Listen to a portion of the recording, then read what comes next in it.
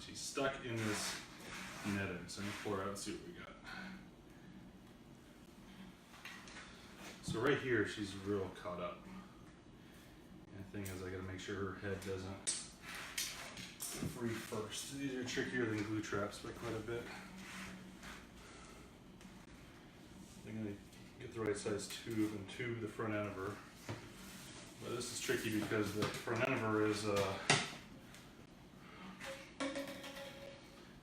also caught up, but not a whole lot, like not enough to keep me safe here. So what I'm gonna use the hook. It's not super heavy, it's heavy enough.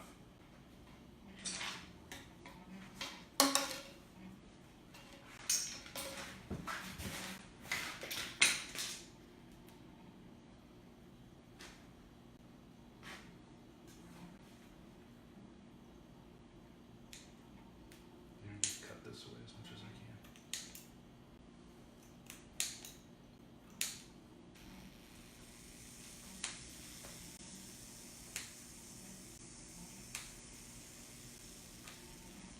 I'm not pushing super hard on its head, I just need to keep it from biting me.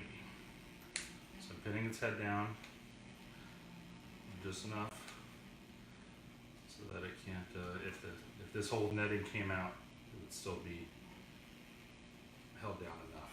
And I also just need to kind of slowly cut the netting away so that it's just out of the way. So you got stuff to, this is the bad part here. Snake is not hurt. It's got lots, I mean, it's not hurt badly. It's got a lot of stuff here, but it's all superficial, little cuts. I'm gonna get the rest of this first.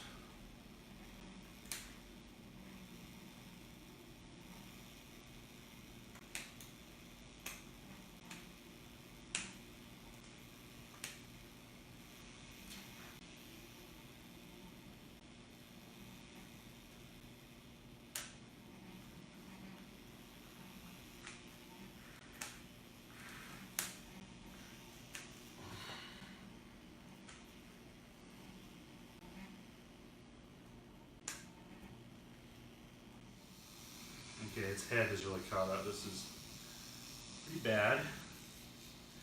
Because if I free it up, let's say I'm successful, then there's a rattlesnake head right there. So I wish I didn't have all this other crap on here. See, it's just going to tangle itself up more, so I got to get that off. I have to get rid of all this other crap that's on here. If you have bird netting, please stop using it. This is not fun for anybody. I know a lot of people really don't like rattlesnakes, but this happens to birds and other stuff all the time too. It's not just rattlesnakes. So.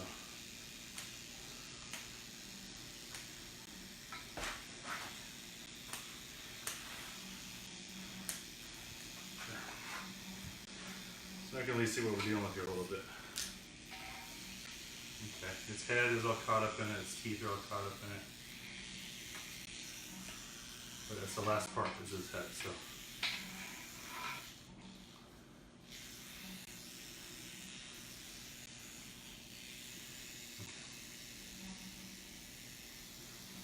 You got a dumb idea. You're gonna tube it in a tube that's a little bit too big for it.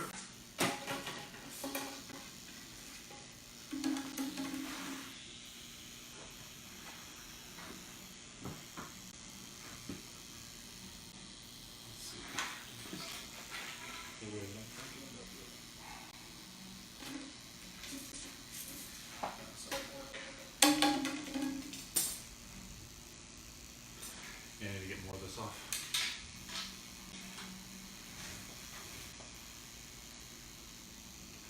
Its head is not restrained right now, so I need to really, so I can push it down, it's pushing against the other.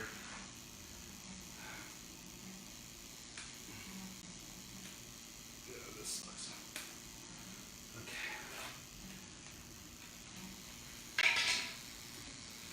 Okay, I'm gonna tube this snake. It's now free, so this is Okay, I need a new tube. This tube has one over it.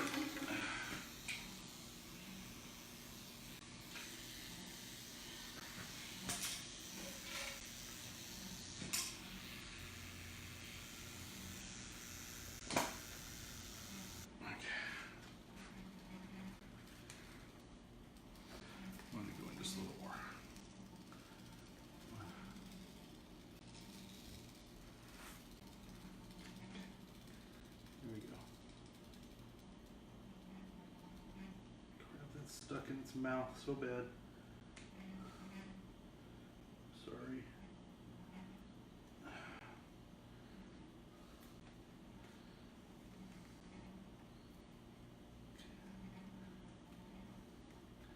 Yes, I know if I had different tools this would be easier, but I don't, and I gotta get it out.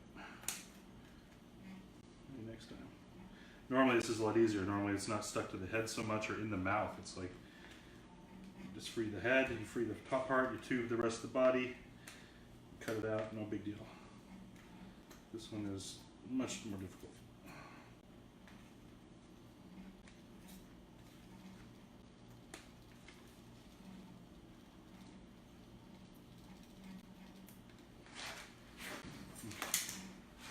Let me try here and see what we got.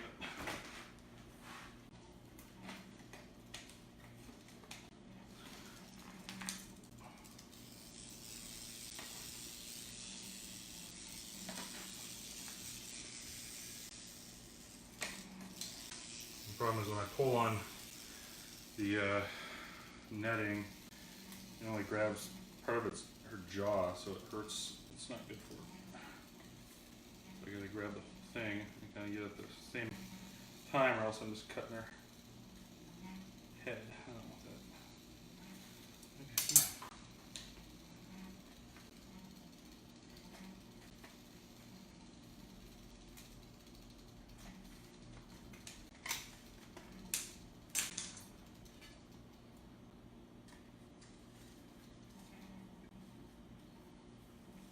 Couple little pieces left that are really badly stuck on her jaw. There. That's it.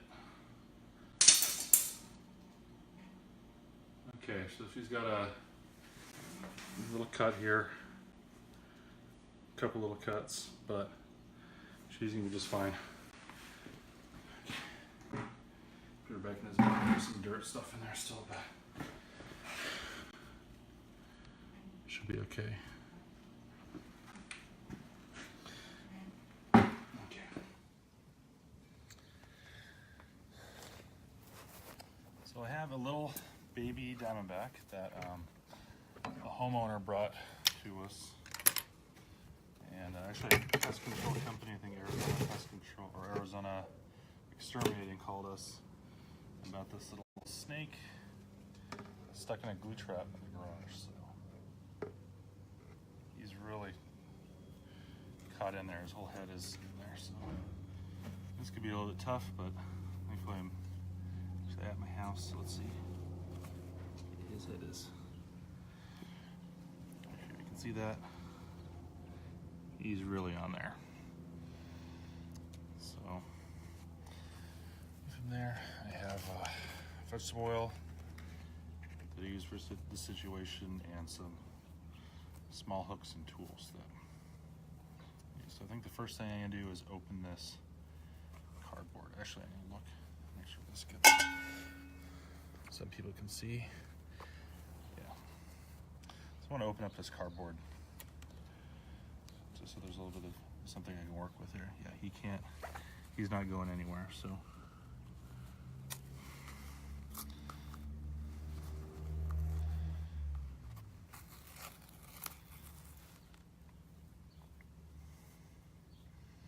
There's this one little part that I really don't want to get my fingers next to. I need a different tool, hang on.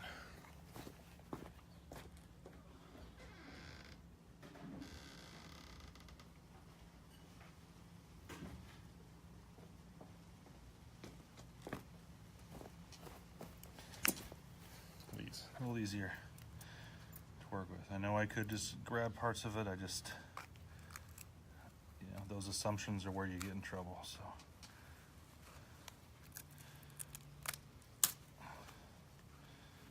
pull this thing out so I can actually get some. There we go. So that's what we're dealing with. He's on this glue trap. Now I'm stuck to it. Okay. Hang on, dude. So this is tough because there's a lot of really sensitive skin around the head. And I don't want him pulling that off or ripping. It can happen. So I'm going to get his tail off first. This is a nasty looking bottle, but it's my, this is all this bottle of vegetable oil does. It's not used for anything else. So put that on there a little bit. I'm going to use this tool to kind of push it to the base to neutralize that glue. Let's work his tail free. There's a little bit on the neck. So as soon as he's free, I'll throw him on in the bucket behind me. But for now, we'll do this. It can take a little bit. Well, his rattle's free. It's rattling.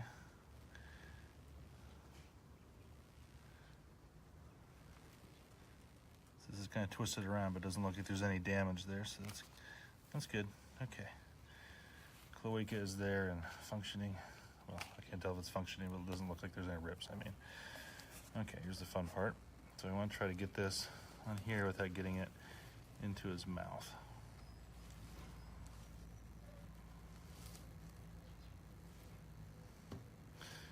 And avoiding, when this guy gets free, being bitten. So I need to make sure that I'm going to take this tool and weight it down.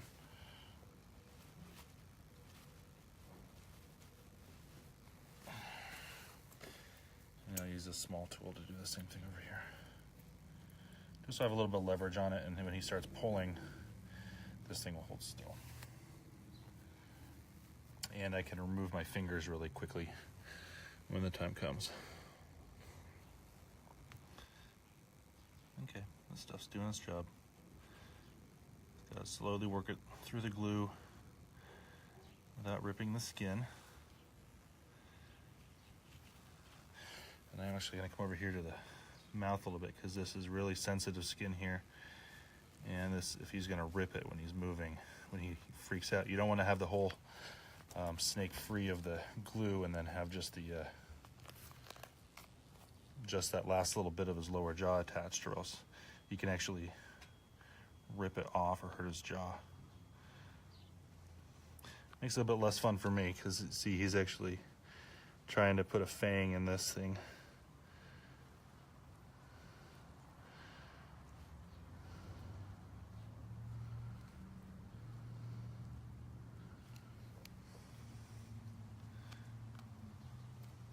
Yep, there's a little bit of venom that shot out there, so he's really not happy about this whole thing. Don't blame him.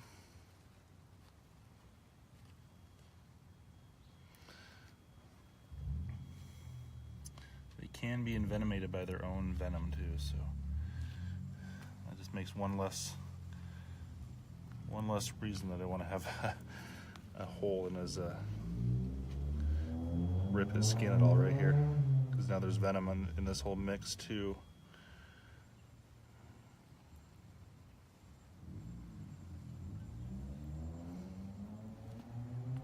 There's epiglottis, it's called.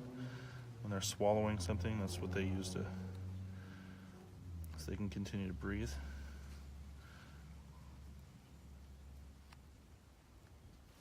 Okay, so that part of the glue is off. Go around on the side and get his.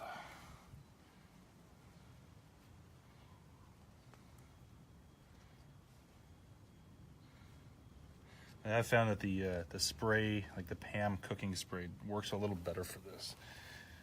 It's a little harder to work with sometimes because you get it all over the snake, obviously, but there's something about the foaming that happens there that makes it so the snake can work itself free easier.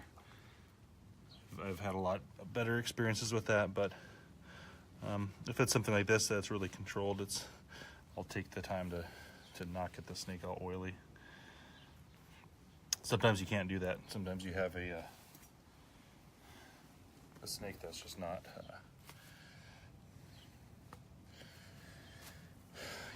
I can't get this close with it. A large snake that has most of its body free or something like that, or its head is free to strike, I'm not going to take that chance. You also have to consider that we do this many times each year too, so there's kind of a balance between what's best and fastest for the snake and what will let us continue to do this, since having fingers and hands is kind of a requirement. Okay, there we go. Lower jaw's almost done.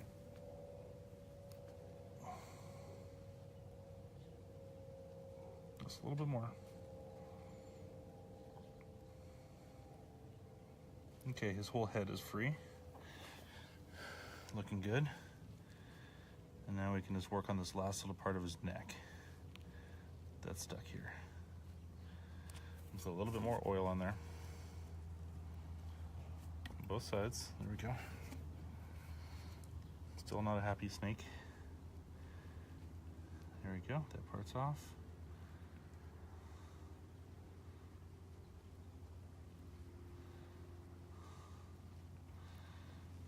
So if you use glue traps, don't use them.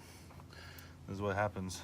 And you might be putting these out there to try to get like scorpions or something like that, but what you're actually doing is also catching banded geckos and animals that eat scorpions, and other species of scorpions are not bark scorpions too that don't sting or hurt like that. So glue traps are just kind of a feel-good thing. They don't really help your situation. In fact, I'd imagine if you were to really look at it, if you're wiping out all the animals that eat rodents and eat the things you're trying to remove, you're actually going to have more of those things in your property. So, and then of course you end up killing a lot of wildlife like this too. There we go, nice bite on there.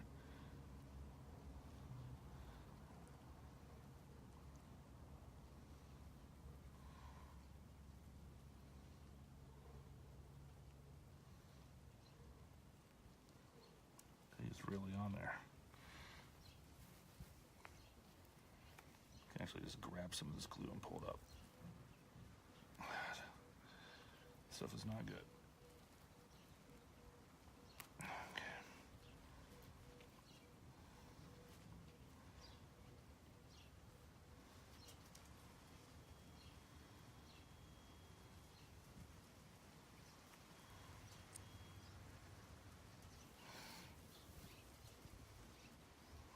Like this and pull it up just a little bit, because I think that's probably what needs to happen here.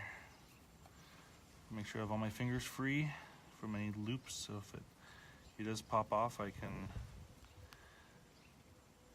very quickly move my hand away. He's not happy. And see, the tools actually stick to this stuff too, so. Okay, here's the last little bit. All right, he's free. Get him and put him in a bucket, and then what I'm going to do is I'm going to put some paper towels in there with him, some damp paper towels, and let him work that glue off. And then once he looks like he's